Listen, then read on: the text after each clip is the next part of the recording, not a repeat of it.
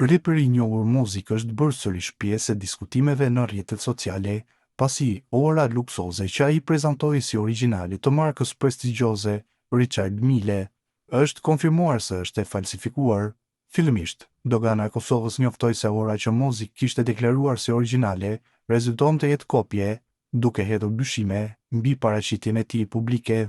Debati mori rrov edhe më të mëdha pas një publikimi në faqen e njohur Replika Watchbusters në Instagram, e cila shpeshherë denoncon rastet të orëve të rreme të paraqitura si origjinale nga personazhe publike. Në këtë faqe u shpërnda një video ku dëgjohet një audio incizim i një telefonate me përfaqësues të dyqanit zyrtar të Richard Mille në Gjenevë, të cilët deklarojnë se nuk kanë asnjë informacion mbi blerjen e orës nga reperi kosovar. Në përshkrimin e videos ndër të tjera thuhej: "Sapo u ktheva nga një telefonat me dyqanin e Richard Mille në Gjenevë, të njëjtit ku Mozik pretendon se ishte ulur, ata konfirmuan se modeli RM 5601 që ai shfaqi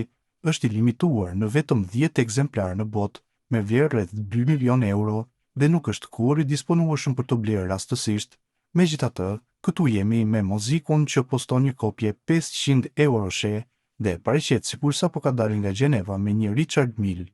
Safir në dorë. Kjo nuk është vetëm qesharake, por e turpshme në nivelin më të lartë", shkruhet në postim. Publikimi i këtij materiali ka ngjallur reagime të shumta në rrjet, me fansa dhe ndjekësit që ndahen mes atyre që mbrojnë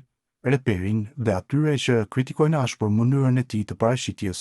shkruan Telegrafi. Nga ana e tij, Mozik nuk ka reaguar ende drejt për drejt për këtë çështje, ndërkohë që ora e famshme vazhdon të mbetet temë diskutimi në hapësirën mediatike dhe në rrjetet sociale.